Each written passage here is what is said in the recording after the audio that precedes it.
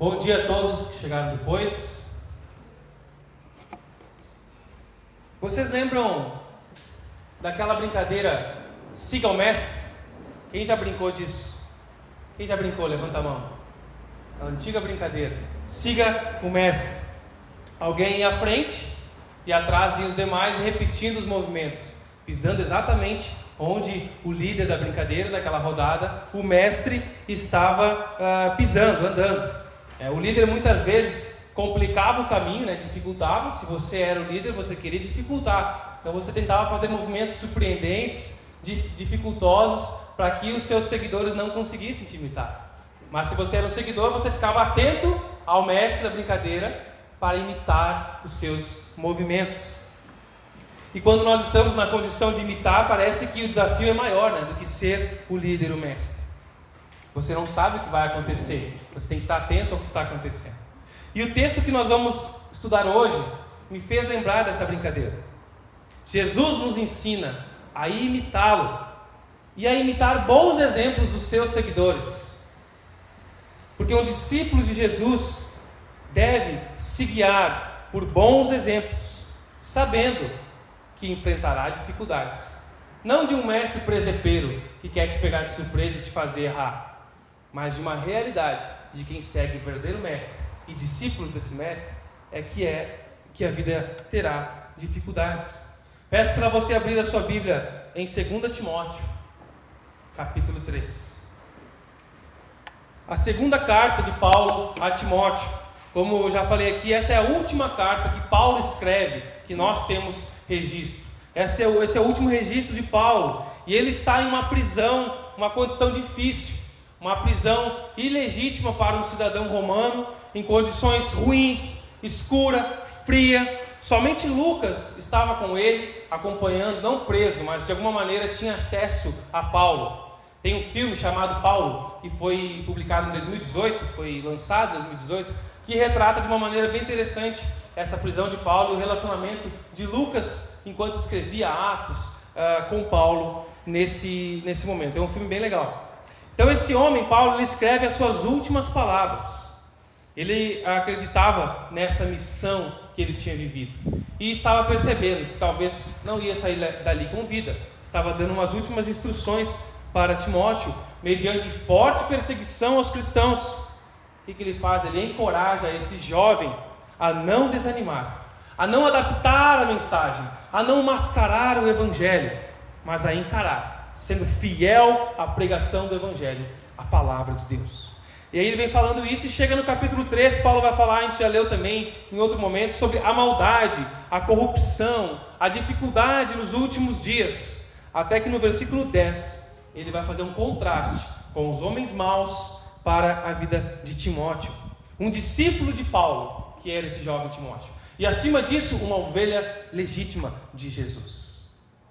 Nós vamos ver hoje, nesse pequeno trecho de 2 Timóteo, capítulo 3, versículo 10 ao 13, que um discípulo de Jesus deve se guiar por bons exemplos, sabendo que enfrentará resistência.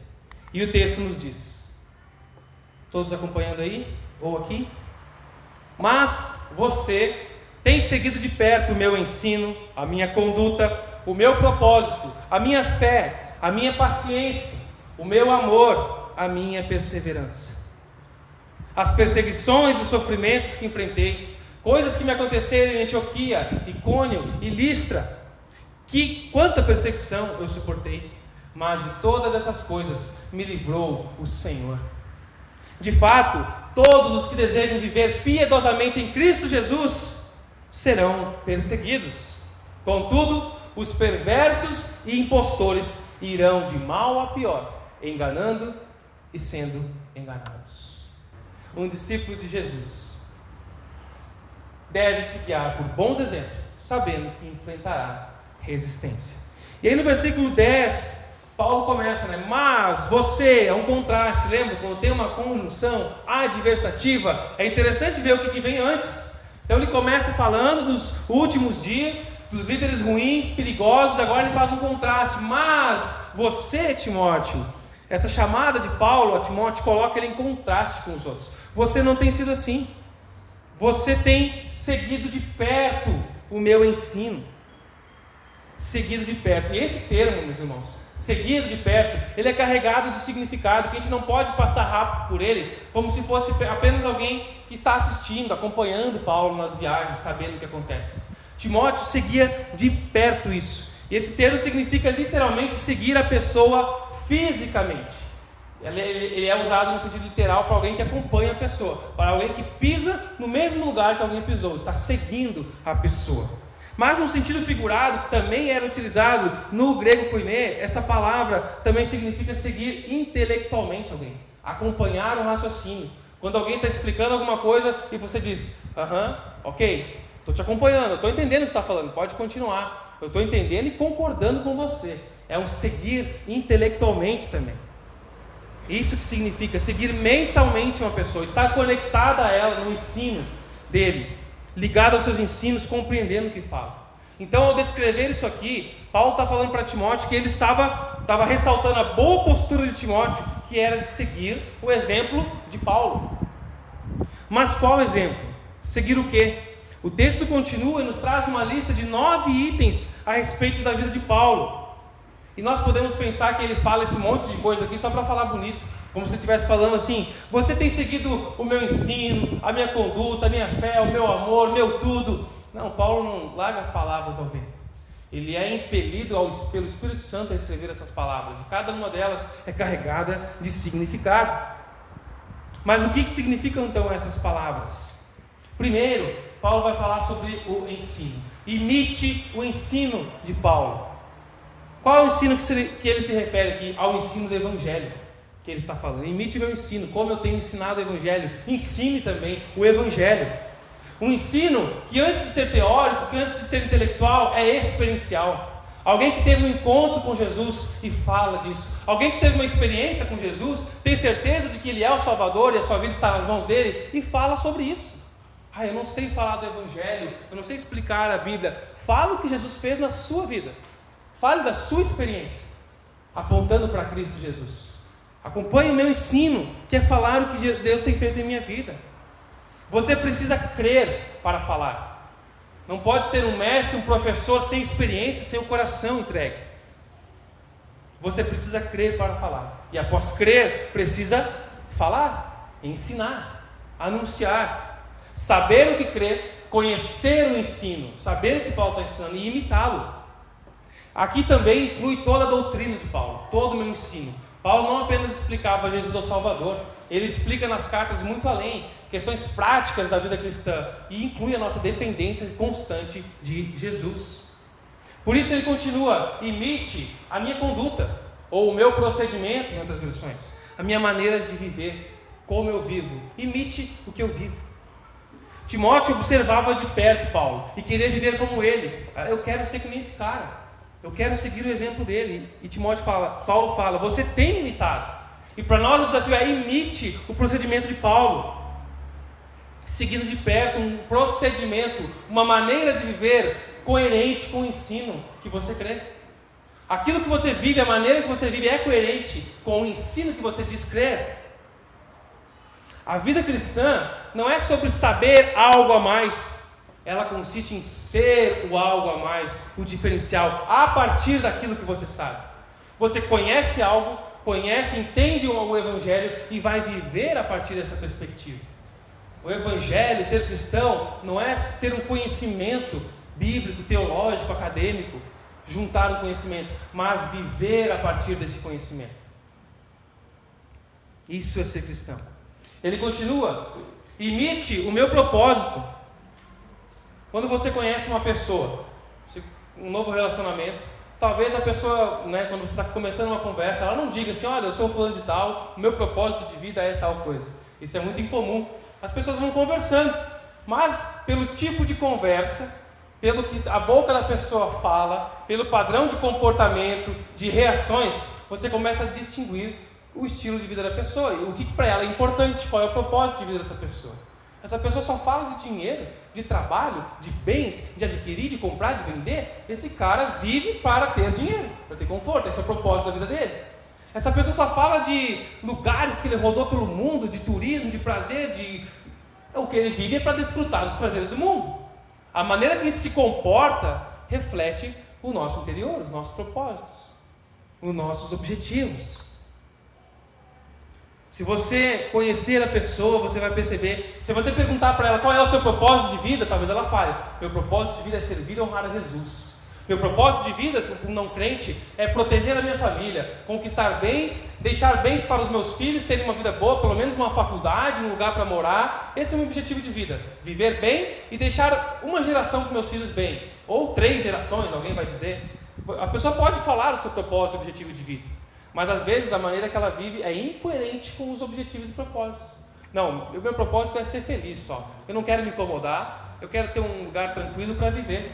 Mas a pessoa vive buscando incomodação, vive em relacionamentos desastrosos, vive cometendo besteira, fazendo besteira, gastando com o que não deve, enchendo a cara, brigando, vive querendo se arriscar em coisas que não tem experiência e fazendo besteira. Cara, isso é incoerente. Você diz que não quer se incomodar, quer ser feliz e vive atrás de problema. Você diz que quer ter um bom trabalho, um bom emprego para proteger sua família, mas você não toma atitude, você não vai atrás, não empreende, não arrisca, fica acomodado, esperando ganhar na Mega Sena. Isso eu estou falando dos padrões do mundo. Como o mundo é incoerente no que diz ser o seu objetivo de vida, seu propósito de vida e como vive. E o cristão não é diferente. Ele entende o propósito de vida para o qual Deus o chamou, mas parece que Deus só quer usar ele no domingo. Na segunda-feira ele volta para os seus propósitos. Meu propósito é deixar meus bens para os meus filhos. Então eu tenho que trabalhar, eu tenho que render, eu tenho que multiplicar os meus bens. Não, eu tenho que estudar mais, mais e mais. A gente confunde. Nada disso é ilegítimo. Estudar, trabalhar, render, ter bens. Eu estou falando como a gente inverte. E isso, na prática, vira o nosso propósito de vida. Vira o nosso objetivo. De maneira muito simples. Incoerente. Uma pessoa pode falar sobre filosofia de paz, mas viver ansiosa, viver com medo. Uma pessoa pode falar sobre amor. Não, eu sou um cara que eu procuro ser amoroso, eu quero só o amor no mundo, né? Amor, jogar flores lá na frente da casa do Vladimir Putin, cantar Imagine Peoples e cantar qualquer coisa lá, porque eu quero multiplicar o amor. Mas a pessoa vive em pé de guerra dentro de casa.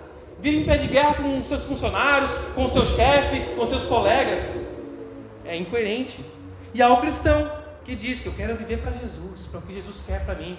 Mas, observando a vida dela, ela vive para ganhar, para obter, para os prazeres do mundo. Ganhar dinheiro, ter cada vez mais, viver pelo prazer, pelo álcool, pelo sexo, pelo status, pelo poder, pela fama, pelos aplausos. Será que esses são os propósitos da vida de um discípulo de Jesus? E eu quero fazer uma aplicação intermediária aqui. Você sabe qual é o propósito final da sua vida? Para que você existe? Para que Deus te criou, te formou e te colocou hoje onde você está? Para quê? Qual é o seu propósito de vida? Está claro para você, para sua esposa, para sua família? Por que vocês vivem? Por que vocês trabalham? Ou a gente só vai vivendo a máquina do mundo e não para pensar: por que eu faço isso? Para que eu estou fazendo isso? Saber o seu propósito, saber o que Deus quer de você, ajuda você a tomar as suas decisões. Você vai pesar: isso me conduz ao meu propósito? Esse curso, essa oportunidade de emprego, essa oportunidade desse curso que eu ganhei num sorteio, esse investimento aqui, isso me aproxima do propósito que Deus me chamou ou me afasta? Então você sabendo onde você quer chegar, vai te ajudar a tomar decisões. Tem uma história muito clássica de um desenho, né, infantil, de Alice no País das Maravilhas. Quem lembra desse desenho? E aí tem aquele episódio com aquele gato assustador, sombrio, macabro, sarcástico, aquele gatinho. Que aí Alice está caminhando, né, perdida naquele mundo das maravilhas, e aí ela se encontra numa encruzilhada, em certo momento. Ela está numa encruzilhada cheia de caminhos e ela não sabe para onde ir. E ela começa a ficar em dúvida. Então aquele gato sem vergonha aparece do nada assim, e aí sugere: o que você está precisando? Eu quero saber qual caminho eu devo tomar, eu tenho muitas opções. E o gato pergunta para ela: mas aonde você quer ir? E ela fala: não importa onde eu quero ir. Bom, se você não sabe para onde quer ir, qualquer caminho serve. É isso que o gato fala para ela. Para quem não sabe onde quer chegar, qualquer caminho serve. Então, se me aparece uma oportunidade de emprego, pode ser que seja essa. Se me aparece uma outra oportunidade, pode ser que seja aqui. Se me aparece uma oportunidade de mudar de cidade, olha, eu tive uma oportunidade de estudar em Brasília, quem sabe, eu vou para lá. E eu vou abraçando um monte de coisa na minha vida e não terminando nada, e porque eu não sei aonde eu quero chegar. Se você sabe qual é o seu propósito e onde você quer chegar, isso vai te ajudar a não tomar decisões erradas na sua vida, a não gastar tempo. Você tem claro para a sua vida onde você quer chegar? Qual o seu propósito? O que você quer transmitir para o mundo e por quê? Como igreja, nós precisamos nos perguntar: o que queremos como igreja? Onde queremos chegar? O que nós estamos tentando fazer com isso aqui? As nossas ações, práticas, eventos nos levam a cumprir qual propósito? A sua motivação pessoal para o serviço, qual é? A sua motivação para que conduz o seu coração é qual? O que te motiva a levantar de manhã e trabalho? Por quê? Porque tem boleto a pagar? Mas por quê? Questione-se um pouco mais. O que Deus quer para você? Saiba onde você quer chegar e ficará muito mais fácil tomar decisões. E a Bíblia nos diz onde devemos ir, onde devemos chegar e qual caminho tomar. Ela nos orienta. Essa é uma boa notícia. Você não precisa tomar essa decisão sozinho e ficar com medo. A Bíblia te orienta. Paulo tinha muito claro o seu propósito. Era visível na conduta e no ensino, na fala dele. Em 1 Coríntios, capítulo 9, versículo 16, ele fala: porque ai de mim, se não pregar o Evangelho, pois sobre mim pesa essa responsabilidade. Deus me chamou para pregar o Evangelho. É uma responsabilidade que pesa sobre mim. E eu faço com alegria. E se eu não faço, pesa sobre mim. Eu sinto essa obrigação de fazer.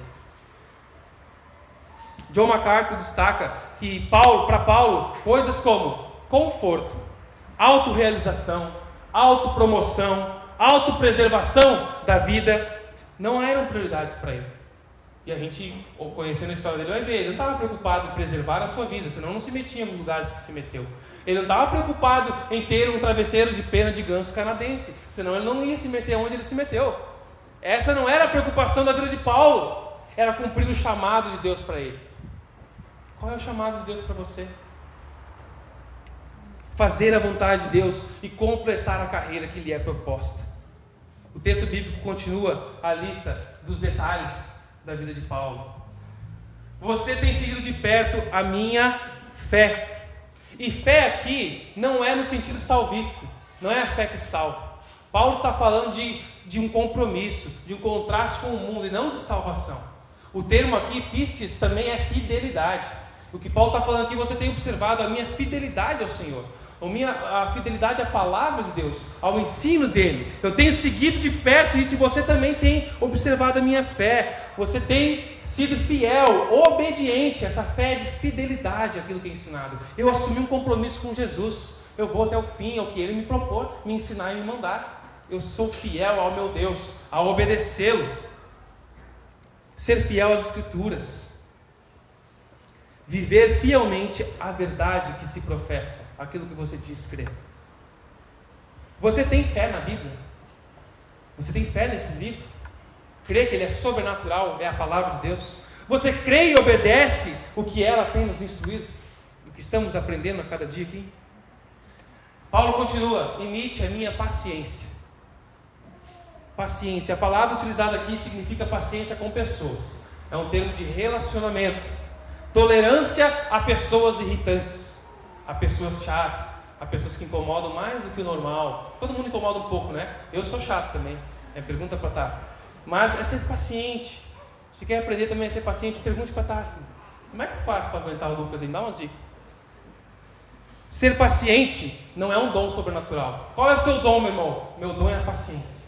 Eu sou zen, eu me incomodo. Isso não é um dom sobrenatural. Existem pessoas que têm características de serem mais tranquilas, mais de boas, mais calmas, com um pulsar do coração num ritmo mais tranquilo. E isso é muito bom, é agradável estar com pessoas assim. Eu sou alguém um pouquinho mais elétrico que tenta deixar as pessoas nervosas. Eu tenho que me policiar para deixar as pessoas tranquilas, calmas. Respira um pouquinho, meu irmão, agora. E acalme-se, se eu estou te deixando nervoso. Acalma. A paciência aqui não é um dom, é uma orientação bíblica a todos nós. Ah, mas eu não tenho o dom da paciência. Então você tem o quê? Tem o dom da irritabilidade? Isso não é bíblico. Não é um dom. É uma ordem bíblica para nós buscarmos, desenvolvermos. Para todos nós.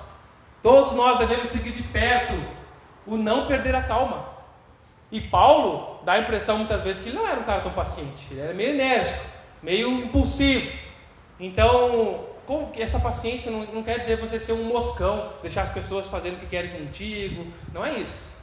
É você ser tolerante com a imaturidade das pessoas. Tem pessoas que são insensatas, que não querem aprender, que acham que sabe tudo, e você tem que ser paciente. Tem que ter calma, tem que ter paciência. E isso está em falta. A paciência está em escassez nas igrejas, no nosso coração. A gente quer as coisas rápidas. Vamos começar, vamos bombar, vamos lá. Calma, nós precisamos amadurecer. Um passo de cada vez. A criança primeiro mexe as pernas, engatinha, vai ficando firme, começa a dar o primeiro passo apoiado. Ela não sai correndo. Nós precisamos ter paciência nos nossos relacionamentos. E talvez você seja a pessoa irritante que está permitindo que outros desenvolvam a longanimidade. Eu não sou irritante só para que a Tafne desenvolva a longanimidade. Eu sou irritante porque eu sou pecador. Eu preciso aprender a ser paciente, uma pessoa amável, para não irritar os outros. Então talvez você seja a pessoa irritante, imatura e insensata. Precisamos aprender a ser pacientes e amáveis. E o sexto item aqui de Paulo, o meu amor. O amor ágape, o amor que pensa no próximo. Não é um amor aqui de romance, como Paulo era romântico, mandando cartinhas ali com corações para os seus discípulos. Não, ele não mandava uma florzinha junto com a carta. É um amor de entrega, de sacrifício, de serviço. Eu amo, então eu abro mão do meu lazer, do meu prazer para servir ao próximo. Eu gosto muito de ir para a cachoeira e estar um final de semana espetacular, mas tem um irmão precisando de ajuda lá. Tem uma irmã enferma e ninguém limpa a casa dela. Ela vai ter que pagar uma diarista. Eu vou lá demonstrar o meu amor, ajudando ela, limpando a casa para ela, lavando uma louça, fazendo um café, uma refeição, abrindo mão do meu lazer e prazer. É um amor de sacrifício. E vai muito além disso. O amor é o amor que é superior à fé. Um amor que é superior à esperança, como 1 Coríntios 13 diz, porque a fé e a esperança passarão. Um dia Cristo voltará, estaremos com Ele, não precisará mais da esperança, acontecerá o fato, mas o amor permanecerá. Esse durará para sempre. O amor, que é a primeira característica destacada do fruto do Espírito em Gálatas 5:22, o amor sacrificial. O amor com o qual devemos amar uns aos outros, porque Deus é amor. E manifesta-se assim. E todo aquele que ama é nascido de Deus e obedece a Deus, como 1 João capítulo 4, versículo 7 nos lembra. Amor. Como a nossa aproximação de Jesus tem transformado o nosso amor sacrificial? Você tem se aproximado de Jesus, buscado mais a Jesus em oração, em leitura da Bíblia, em cultos? Como isso tem se refletido no seu amor sacrificial? Se você está seguindo Jesus de perto, o que tem mudado em sua vida? Talvez você já ouviu alguém dizer: olha, eu não consigo amar essa pessoa. Ou talvez você já disse: eu não consigo amar essa pessoa. Nós dizemos muitas vezes isso porque nós pensamos que o amor é fruto de um sentimento circunstancial. Se alguém te der um presente, você vai se sentir grato, alegre. Se alguém fizer um mal para você, você vai se sentir triste, magoado. Se alguém te ameaça, você pode sentir medo. Mas o amor ágape, sacrificial, não é fruto de um sentimento circunstancial. É uma ordem, uma decisão. Eu decido amar o próximo. É racional, não é emocional. Eu não estou sentindo que eu devo amar esse irmão. Você não precisa sentir, você precisa obedecer. Por isso que o amor é um mandamento. Por isso que lá em Filipenses capítulo 4, versículo 4, Paulo fala: alegrai-vos no Senhor. Outra vez digo, alegrai-vos, regozijai-vos. É um mandamento. A Bíblia não nos manda, fique triste, fique com saudades, ele nos manda ficar alegres. É porque é racional. Alegria e amor. Alegria e amor. Um mandamento. O amor é um mandamento. Você deve amar as pessoas que você não sente algo especial. Como que eu posso manifestar meu amor por alguém que me faz o mal, que me prejudica, que eu odeio, que eu tenho raiva, que tenho vontade de esganar? Dobrando o seu joelho, orando pelo seu coração e pelo coração da pessoa, orando para a salvação dessa pessoa, orando por uma aproximação amistosa. Isso não quer dizer que você tem que ser melhor amigo de todo mundo, de alguém que te faz mal, mas o amor sacrificial é uma decisão. E ele continua: imite a perseverança. Muitas vezes confundimos essas palavras, né? Paciência, perseverança, longanimidade. Qual é a diferença dessas duas palavras? A palavra usada por Paulo aqui, que é traduzida como perseverar, não significa sentar e esperar a tempestade passar. Eu sou alguém perseverante, está chovendo, chuva de canivete, eu vou esperar passar, depois eu vou atravessar isso aqui. Não é nesse sentido. Mas ela é sim voltada às circunstâncias. Mas é como você vai dominar uma situação ruim. Perseverar é como você vai reagir diante de uma chuva de canivete no seu lar, diante de uma chuva de canivete no seu emprego. Como você reage? Como você vai tirar proveito dessa situação? Ser resistente em meio a circunstâncias diversas. Essa é uma diferença. A longanimidade, a paciência, tem a ver com relacionamento com pessoas. E a perseverança tem a ver com situações difíceis. O meu domínio, o meu controle com situações. Perseverar em situações difíceis ou ser paciente e longânimo para com as pessoas. Essa é a diferença dessas palavras nesse texto. Um discípulo de Jesus deve seguir, imitar bons exemplos, sabendo que enfrentará dificuldades e resistência. E nós vimos até aqui 7 itens que o texto destaca, pelas quais um discípulo de Jesus deve se guiar e imitar. Alguém que entende e atende ao seu chamado, primeiro o chamado de Jesus, para segui-lo, para ser o discípulo dele, vai procurar se dedicar a imitar esses bons exemplos. Agora o texto nos mostra que mediante essa circunstância, diante dessa busca de ser um discípulo de Jesus que imita a Cristo e que tem essas características, nós enfrentaremos resistência. E vem um versículo que talvez muitos não queriam que tivesse na Bíblia, o versículo 13. Porque perseguição e sofrimento virão. Paulo diz no versículo 11 antes: sabe quanta perseguição e sofrimento eu suportei, e o que me aconteceu em Antioquia, Icônio e Listra. De todas, porém, o Senhor me livrou. O Senhor me livrou de todas elas. Perseguição e sofrimento, que são provenientes de não deixar-se levar pela vontade do mundo, de não se submeter ao mundo, mas a submeter a ser uma cópia de Jesus, como diz Douglas Gonçalves, no Ministério Abençoado. Paulo não sofria implicância. Paulo não era alguém que as pessoas implicavam com ele. Paulo era perseguido. Perseguição, irmãos, não implicância.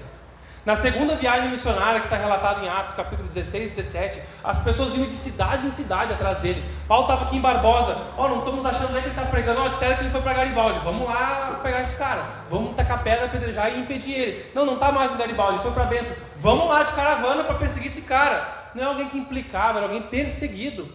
Sofria perseguição. Em 2 Coríntios, capítulo 11, ele faz uma lista de perseguição. E é interessante, eu quero ler com vocês uma versão de um falecido pastor chamado Eugene Peterson, que ele fez uma paráfrase na Bíblia, na versão A Mensagem. É muito legal também de estudar. E em 1 Coríntios, então, ele vai dizer, 2 Coríntios 11, do 23 ao 27, ele diz o seguinte: eu fui muitas vezes encarcerado, já fui espancado mais do que posso contar, em vários momentos. Estive às portas da morte. 5 vezes eu levei 39 chibatadas dos judeus, 3 vezes espancado pelos romanos. Uma vez eu fui apedrejado, naufraguei 3 vezes e fiquei um dia e uma noite perdido no mar. Em viagens difíceis, ano após ano, eu tive que atravessar rios, enfrentar ladrões, lutar com amigos e inimigos. Lutar com amigos e inimigos. Ele continua: estive em risco na cidade, em risco na zona rural. Enfrentei perigo sob o sol do deserto e em tempestade do mar. Também fui traído por os que eu pensei ser meus irmãos. Sei o que é trabalhar duro, passar noites longas e solitárias, sem dormir. Já fiquei muito tempo sem comer, sofri com o frio e com a falta de agasalho. Esse é um pouquinho de Paulo. E aí Paulo diz: Timóteo, me imita, cara. Eu imitar isso aí? É alguém que sabe por que Deus o chamou e tem convicção de quem é a sua vida. Só que aqui no texto de 2 Timóteo 13, ele vai citar 3 locais: Antioquia, Icônio e Listra. E esses 3 locais aqui não são os únicos locais em que Paulo foi perseguido e sofreu, e nem os piores. Aqui em Antioquia, Icônio e Listra foram outros tipos de sofrimento. Mas é interessante porque ele fala isso, e Timóteo nem estava nessa viagem, na primeira viagem missionária. Esses lugares, Antioquia, Icônio e Listra, são da primeira viagem missionária. Timóteo só conheceu Paulo na segunda viagem missionária. Paulo podia ter citado os exemplos que Timóteo estava junto para lembrar ele, mas ele cita os exemplos que Timóteo não estava junto na primeira viagem. Porque foi quando Paulo começou o ministério, já começou a resistência. Timóteo, na minha primeira viagem missionária, eu já sofri. No início da minha missão, eu já sofri perseguição. Isso é importante. E nos lembra que no início da nossa caminhada nós já vamos sofrer. Talvez no início, no meio, numa retomada de um compromisso com Jesus, você vai sofrer perseguição. Logo de cara. Muitas coisas vão tentar te abalar, te tirar do caminho de Cristo Jesus. E Paulo quer encorajar Timóteo a não se apavorar. Timóteo, você está começando o ministério, não se apavora. Você vai sofrer perseguição. E é isso que o versículo 12 que eu falei, que muitos queriam tirar da Bíblia, vai falar. Sim, todos que desejam ter uma vida de devoção ou viver piedosamente em Cristo Jesus, sofrerão perseguição. Amém? Amém. Aquele amém, aleluia. Mas com medo, né? Será? Perseguição e sofrimento por causa da fé são marcas de um crente. Perseguição e sofrimento por causa da sua fé são marcas da vida do crente. Não podemos ignorar, pular esse texto, meus irmãos.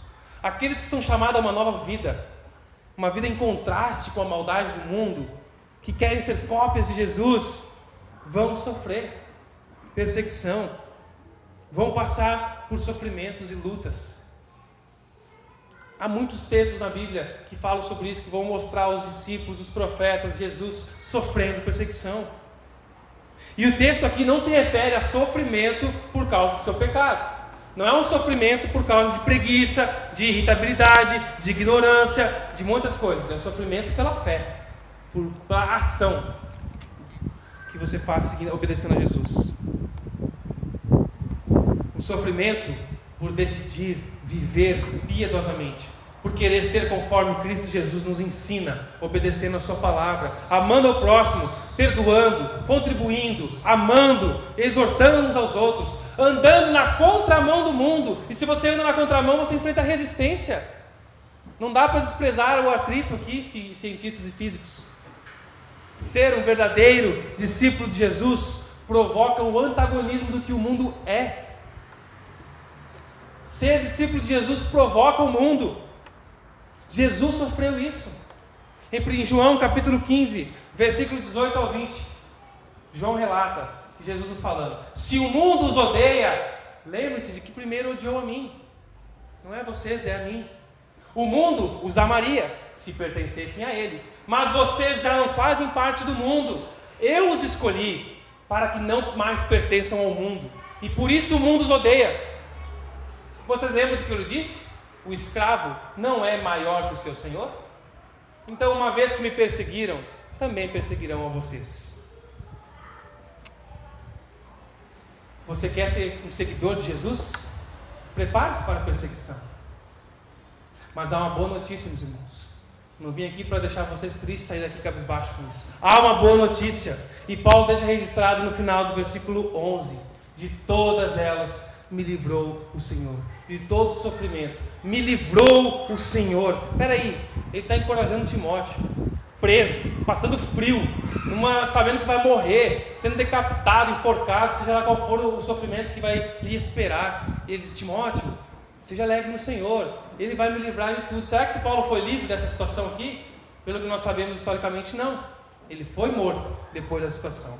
Mas Paulo conhecia o Salmo 34, versículo 19, que nos diz o seguinte: muitas são as aflições do justo, daquele que quer viver conforme o Senhor ensina, mas o Senhor Deus, Jeová, nos livra de todas elas. E não quer dizer que você não vai passar porque Ele livrou. Tem uma barreira na minha frente, Deus tirou. Tem outra barreira na minha frente, Deus tirou. E eu continuo seguindo meu caminho, leve, livre, solto, como uma pluma. Não é isso. E é interessante que tem um teólogo chamado William Hendrickson, que ele, sobre esse texto de Salmo, ele fala o seguinte: o Senhor sempre resgata o seu povo. Com frequência, os livra da morte, às vezes por meio da morte. De qualquer modo, nada o separa do amor de Deus. Às vezes o livramento do Senhor é tirar você desse mundo e levar para junto dele. Chega de sofrer aí, meu filho, você já cumpriu o teu papel, vem para cá, vou te livrar do sofrimento, te dando a morte. A morte não é o fim para o crente. Jesus muitas vezes nos livra por meio da morte. Sábio esse velhinho, sábio esse Senhor. João capítulo 16, versículo 33, Jesus nos dá uma promessa preciosa, meus irmãos. Lembre-se dessa promessa de Jesus. Eu lhes falei tudo isso para que vocês tenham paz. É meio contraditório, né? Eu estou falando, vocês vão sofrer, vão apanhar, vão ser perseguidos. E eu estou falando isso para que vocês tenham paz. Paz em meio à aflição. Por quê? Porque aqui no mundo vocês terão aflição. Mas tem de bom ânimo, alegre-se e exultem, porque eu venci o mundo, diz Jesus. Aleluia! Um discípulo de Jesus deve se guiar por bons exemplos, sabendo que enfrentará resistência. Quer ser um discípulo coerente, verdadeiro, que usufrui do carinho, do cuidado do Pai, da graça do Filho, ama e obedece a Jesus conforme a vontade dele, esteja preparado para perseguições. Talvez você nunca consiga aquela promoção no seu trabalho, porque aquele cargo é para alguém de mau caráter, aquele ofício é para alguém que tem que mentir, é para alguém que tem que mascarar números e resultados. Talvez você não vai conseguir, talvez você nunca vai receber aquela promoção, talvez você seja demitido, talvez você seja sempre desprezado pelo grupo. Esteja preparado para isso. A inveja do mundo sobre o justo é real. Jesus falou, vai ter represálias sobre você, danos. Paulo vai dizer, né, que variedade de perseguições tem sofrido, ele diz no texto. Então, várias formas vocês podem sofrer. No emprego, num cliente que não quer contratar vocês, que não sabe que é crente. Ah, é crente, eu vou evitar, vou queimar mesmo, odeio crente, não vou contratar. Não quero esse prestador de serviço crente chato. Vai acontecer. Mas tem de bom ânimo, Jesus venceu o mundo, confie nele. É um privilégio sofrer pela causa de Cristo. Entenda isso, vira uma chave na cabeça. É um privilégio sofrer pela causa de Cristo Jesus. Ele nos ensina isso. Eu comentei certa vez num pequeno grupo de um amigo que eu conheci, que é do Quirguistão, lá divisa com a China, Paquistão, Uzbequistão, todos estão lá no Quirguistão. Ele veio para o Brasil estudar teologia, porque o país dele é muçulmano, o Estado é muçulmano, então ele se converteu a Jesus por um missionário lá, clandestino. Ele veio para o Brasil estudar teologia, para ser um missionário no seu país, para voltar e falar de Jesus lá, mas ele não tinha nem onde estudar e aprender mais sobre a Bíblia. Veio para o Brasil, eu conheci ele, e depois de um tempo de volta ao seu país, ele ficou um tempo lá desenvolvendo missão já, e voltou para o Brasil para levantar fundos para a missão, para compartilhar como tem sido e levantar parceiros. E aí ele estava conversando com a gente, contando umas experiências malucas do que acontece, do que Jesus faz no campo missionário. E aí um amigo meu perguntou para ele, você nunca foi preso? Ele contou situações de pessoas presas, pessoas que apanhavam, coisa assim. E ele perguntou para ele, mas você nunca foi preso por pregar o Evangelho? Ele respondeu, ainda não tive esse privilégio. Esse é alguém, esse homem real, né? A gente pensa que está aqui na Bíblia, é real. Uma pessoa que entendeu o que Filipenses capítulo 1, versículo 29 nos diz, pois vocês receberam o privilégio não apenas de crer em Cristo, mas também de sofrer por Ele. É algo que a gente recebeu, a fé, o presente de ser salvo por Jesus e um presente de sofrer por Ele. Creia nessa verdade, é graça do Senhor para te aproximar dEle, para te usar na obra dEle. É o que Jesus nos ensina no Sermão do Monte, Mateus capítulo 5, versículo 11 e 12, Jesus fala isso. Lembra-se das palavras de Jesus no Sermão do Monte?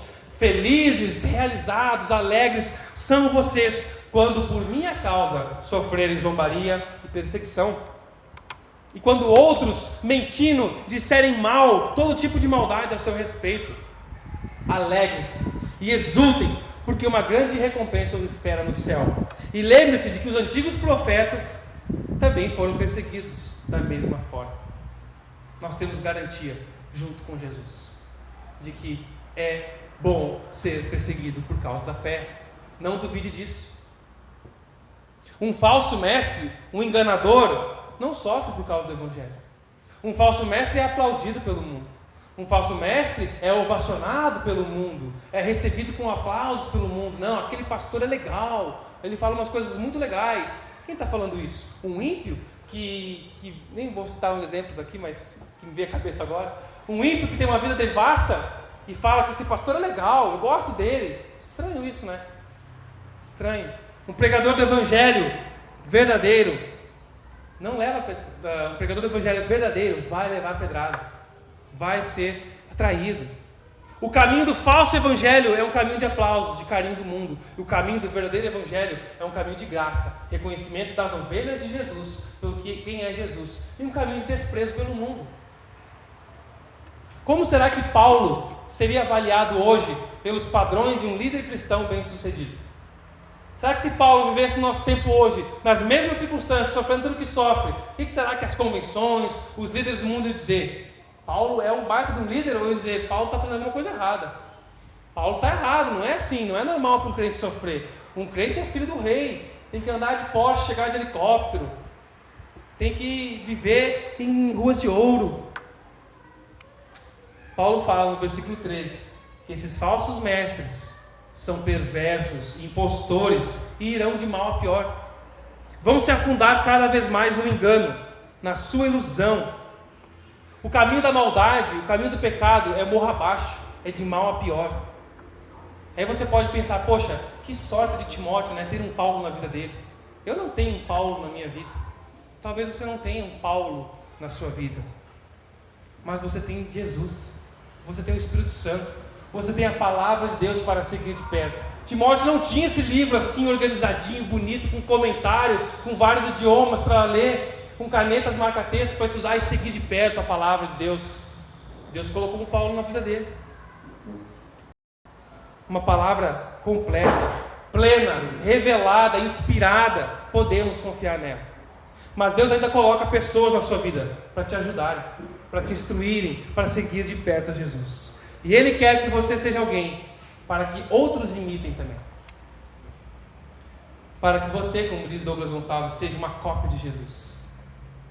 Concluindo, meus irmãos, Paulo enaltece o esforço de Timóteo, que para nós é um questionamento. Será que eu tenho seguido de perto o ensino da Bíblia? Será que eu tenho seguido de perto o ensino das Escrituras?